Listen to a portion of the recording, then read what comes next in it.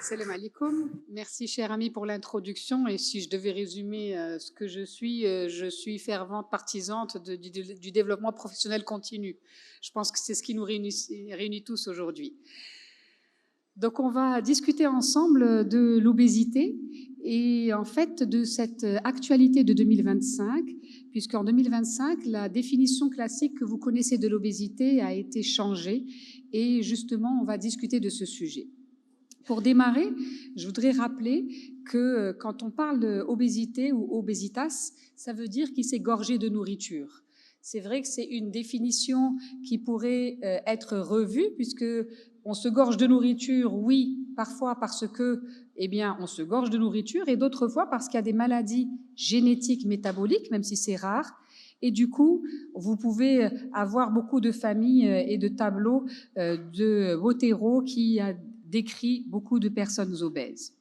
Je voudrais démarrer en rappelant que l'obésité dans le monde est malheureusement en évolution croissante dans tous les pays et notamment dans les pays à revenus faibles ou intermédiaires.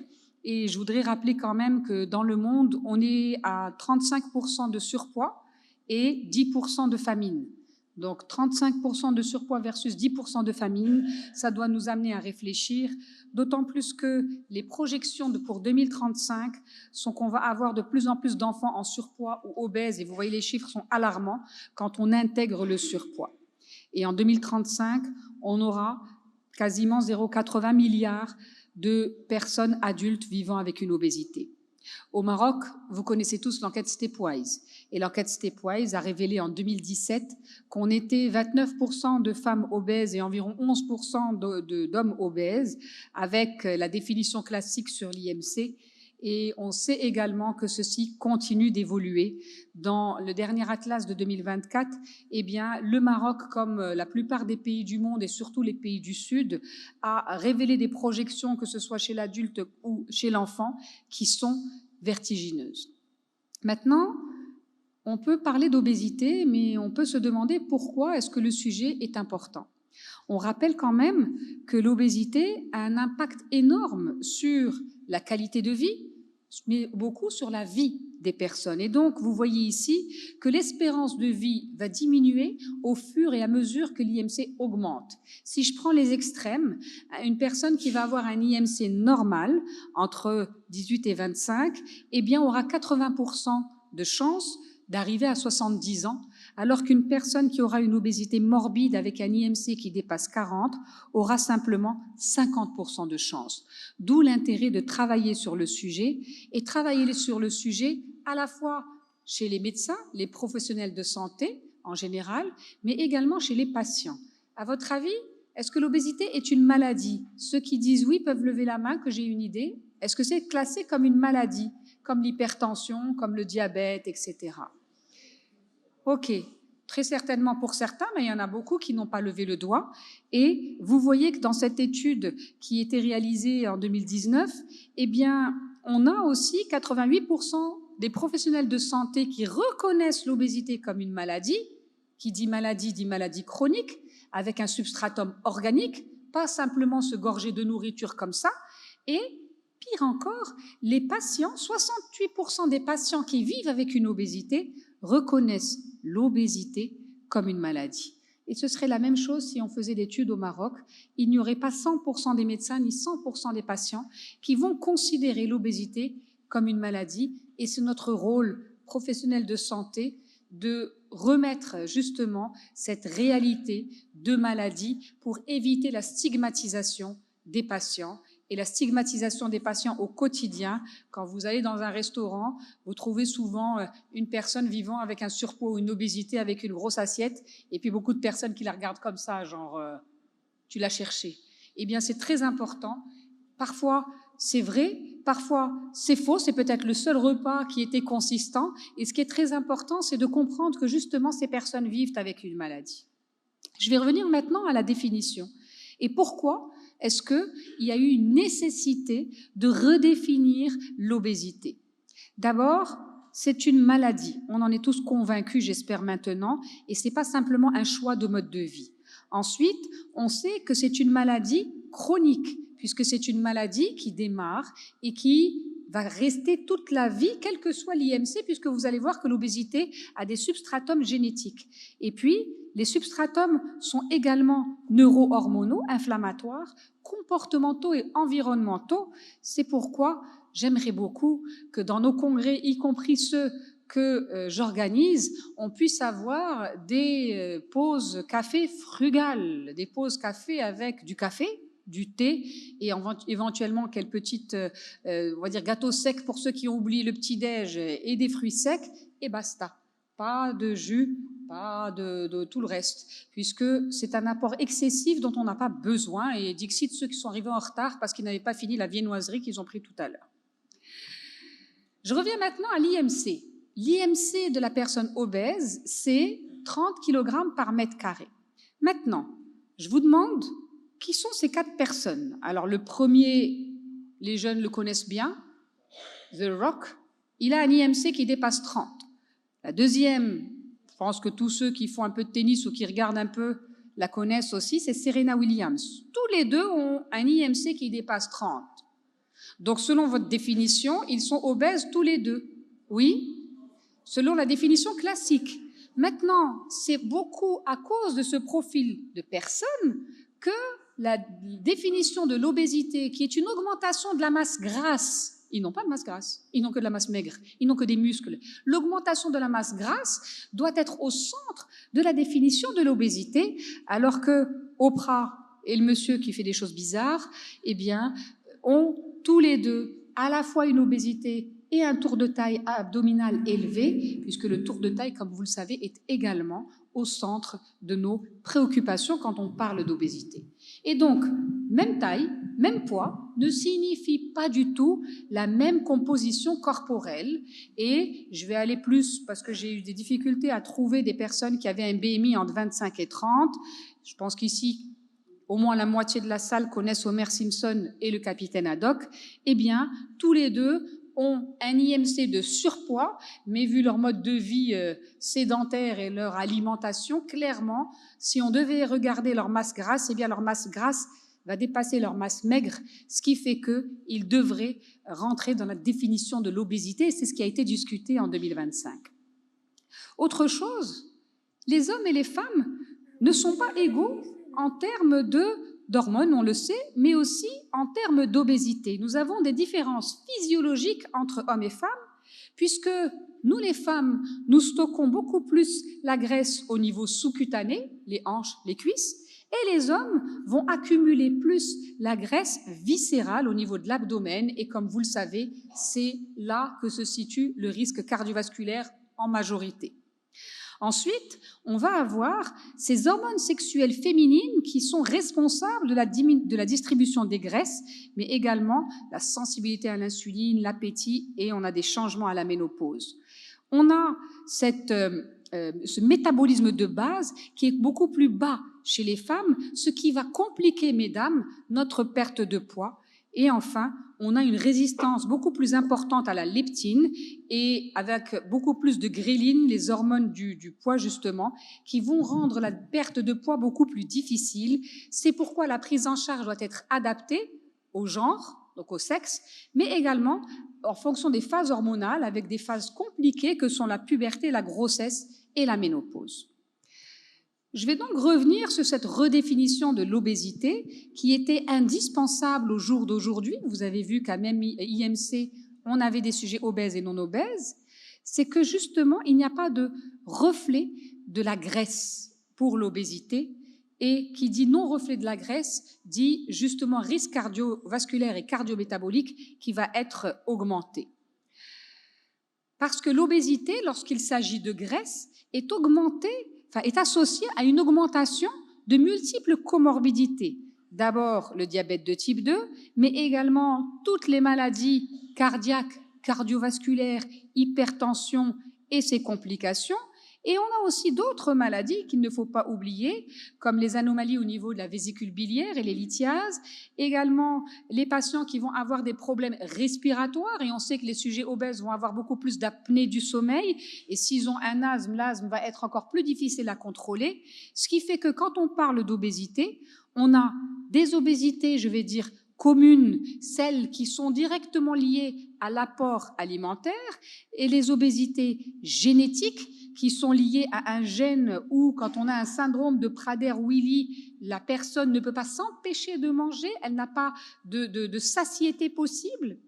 Et toutes les obésités secondaires que vous devez vous diagnostiquer lorsqu'un patient vient vous voir en surpoids ou en obésité, parce que ça peut être des étiologies d'origine endocrine, on en a deux chez nous, c'est l'hypercortisolisme et l'hypothyroïdie qui n'entraîne pas une augmentation de la masse grasse, mais qui entraîne une augmentation, quand l'hypothyroïdie a duré longtemps, de l'œdème. Donc, on devrait dire une augmentation du poids plus qu'une obésité. Quand on parle d'hypothyroïdie, c'est pourquoi je discute souvent avec les collègues en disant ça donne 200-300 grammes en règle générale de plus, mais ça ne donne pas une obésité au terme stricto sensu de la définition. Et puis, on a toutes ces obésités d'origine hypothalamique où on aura des masses tumorales ou pas qui vont aller comprimer les noyaux de la satiété et qui vont entraîner zéro satiété tout le temps. Les crâniopharangiomes, par exemple, lorsqu'on les opère, eh bien, vont continuer à manger sans trouver leur satiété. Maintenant, on a tous ces facteurs de risque que vous connaissez, qui sont à la fois d'origine environnementale, on a le patrimoine génétique, et on a tous ces troubles psychologiques et ces stress aigus qui vont entraîner une suralimentation. Et quelque chose sur lequel on peut travailler, ce sont les facteurs culturels, les habitudes culturelles, les habitudes des médecins dans les congrès, par exemple, où on pourrait changer notre façon de faire et peut-être faire une petite marche à un moment. Pourquoi pas le MG Maroc, qu'on fasse une petite marche lors du prochain congrès pour démarrer la journée. Vous la faites maintenant? À quelle heure? Le dimanche matin, mais les autres jours, on ne travaille pas, on ne fait pas d'activité physique, on travaille que dans la tête. OK, je prends, mais c'est intéressant également d'avoir une non-sédentarité. Donc même 15 minutes d'activité entre les conférences peut être intéressant. Je vous félicite pour l'initiative pour dimanche, dommage, je ne serai pas là.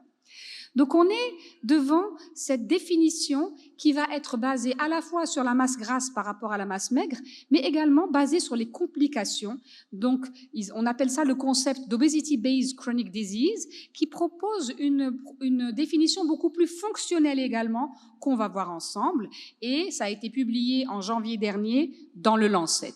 Comment on procède? Eh bien, on commence par, bien entendu, regarder l'IMC. L'IMC reste là, le tour de taille reste là, mais ce n'est pas suffisant parce que, comme je viens de vous le dire, lorsqu'on a un IMC élevé chez des athlètes, ce n'est pas une obésité. Mais également, quand on a un IMC élevé et que le patient est en bonne santé globale, vous avez des patients avec des IMC à 30, 32, 33, même 35, qui vont aller marcher ou courir le dimanche, qui ne seront pas forcément très essoufflés et qui n'ont pas de complications, ou je vais me corriger, qui n'ont pas encore de complications de leur obésité, qui doivent être différenciées des autres, ceux qui ont déjà une obésité clinique et pour certains qui ne peuvent pas lasser leurs chaussures. Donc voici la méthode d'approche et comment diagnostiquer cette obésité clinique. On a d'abord les deux critères, la composante anthropométrique qu'on va voir et la composante clinique. Donc au niveau anthropométrique, on fait l'IMC, on fait bien entendu le tour de taille, on peut aussi faire le tour de hanche et idéalement, même dans vos cabinets, avoir un impédance-mètre pour pouvoir mesurer directement la masse grasse. Et lorsque vous aurez fait cette action de changement avec le patient, de diététique, d'activité physique, revenir 6 ou 12 mois plus tard et regarder, même si le poids est resté le même, est-ce que la masse grasse a diminué, parce que finalement, c'est notre objectif. Et c'est grâce à cette définition de l'excès de graisse corporelle qu'on va dire le patient est obèse. Ensuite, il y a la composante clinique. Alors, la composante clinique, on va vérifier justement est-ce que le patient va avoir des complications. Alors, juste d'un point de vue pragmatique, on est d'accord qu'il n'y a pas d'athlètes qui ont des IMC à 40. Les athlètes, c'est entre 30 et 40. Après 40, on sait que de toute façon, il y a de la masse grasse. Donc, au niveau pragmatique, vous dépassez 40 kg par mètre carré, on sait qu'il y a de l'obésité. Maintenant, l'impédance-mètre est vraiment indispensable parce qu'il va distinguer masse grasse, masse maigre et vous permettre également de détecter une obésité normopondérale. Et je reviens au professeur Maammar, que je cite tout le temps parce que c'est une experte dans beaucoup de domaines, dont la gériatrie, ou les sujets âgés, et je vous encourage tous, si vous ne l'avez pas encore fait, à faire son DU de gériatrie à Rabat, eh bien, on a des personnes avec des normopoids qui vont avoir une sarcopénie. Et ça retrouve beaucoup, je ne me trompe pas, Madame Ammar, chez les personnes obèses. Donc, distinguer la masse grasse de la masse maigre chez ces personnes, même en normopoids, d'autant plus lorsqu'elles vont être âgées, est importante parce que vous allez réaliser à ce moment-là plus d'efforts chez ces patients, notamment en termes d'activité. Et ensuite, comme je vous l'ai dit, ça vous permettra un suivi thérapeutique et, sincèrement, pour l'utiliser dans notre service, ça permet de renforcer la motivation du malade. Le malade qui a perdu 2 kilos n'est pas très content au bout de 6 mois, mais quand on lui fait la différence masse grasse, masse maigre, il dit « Docteur, j'ai gagné en muscle ». Ça ne se voit pas forcément, surtout lorsqu'ils sont un peu âgés, mais on a le substratum, on le voit sur l'impédance mètre, et ça, c'est très important, beaucoup plus utile que seul l'IMC ou le tour de taille. Donc, on revient maintenant à la composante clinique, et on va distinguer 2 types de patients vivant avec une obésité.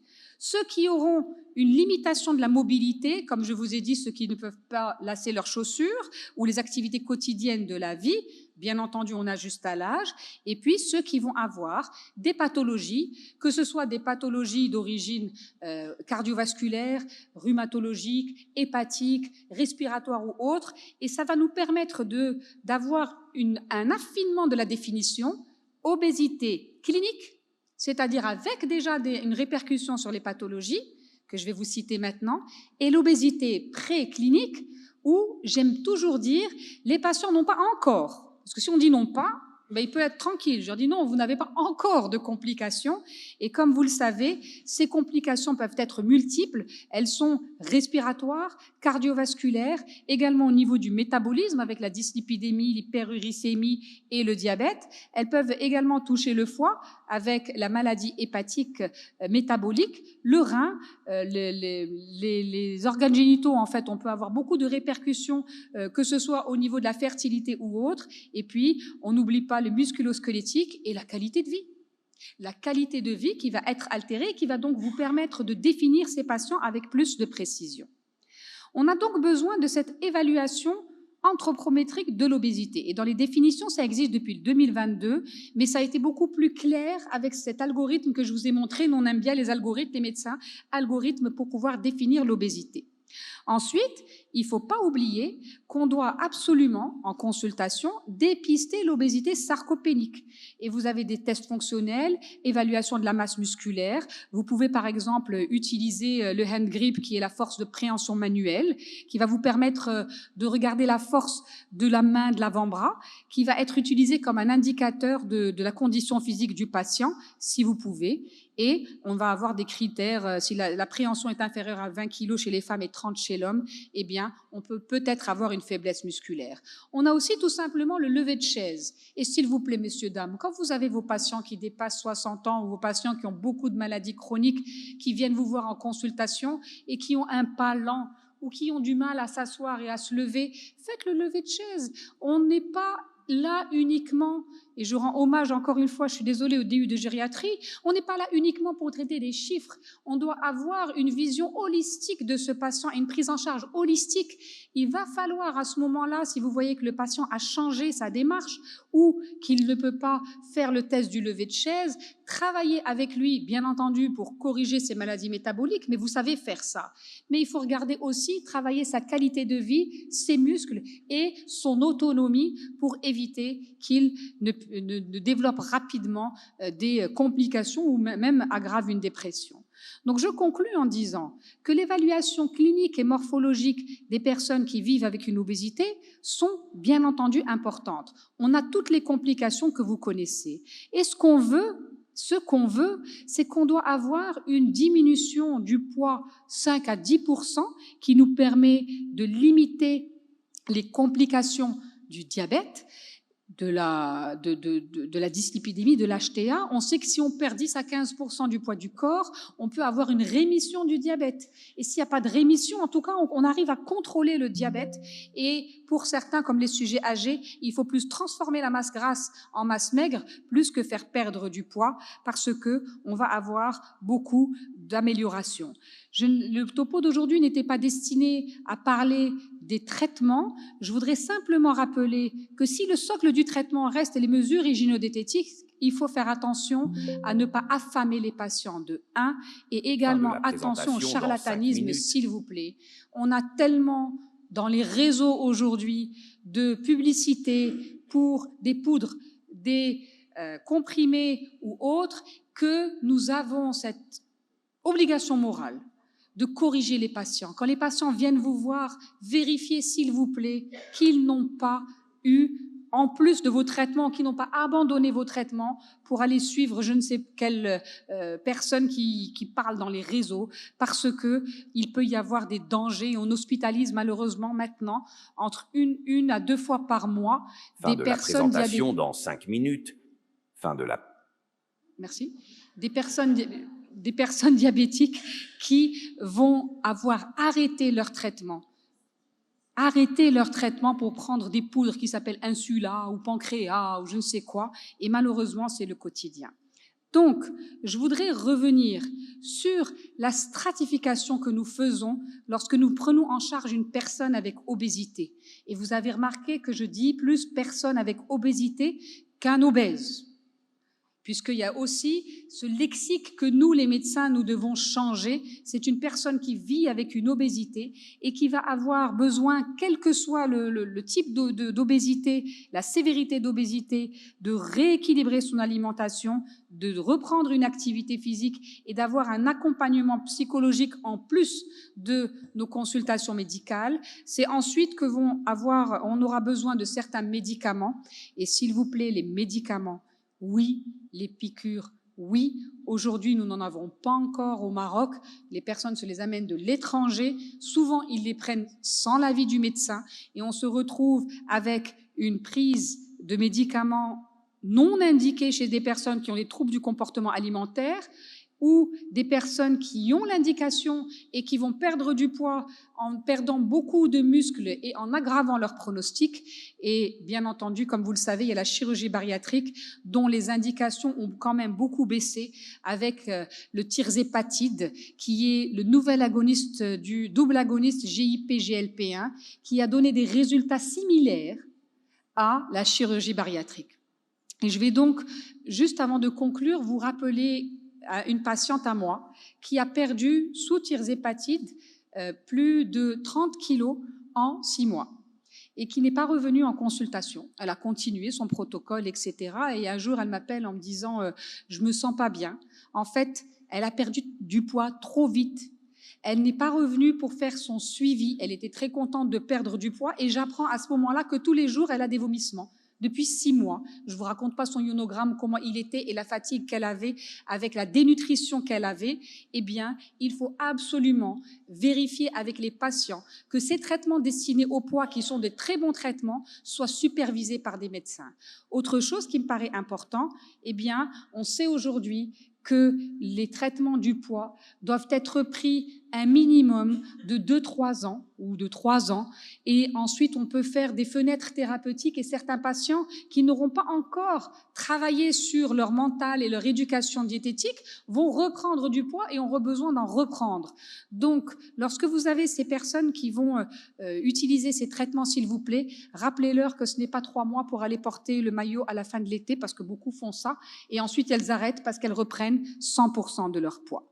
Donc, ma dernière diapositive, c'est de rappeler que c'est une maladie chronique avec beaucoup de facteurs dont l'approche doit être intégrée, individualisée. Ce n'est pas juste le médecin.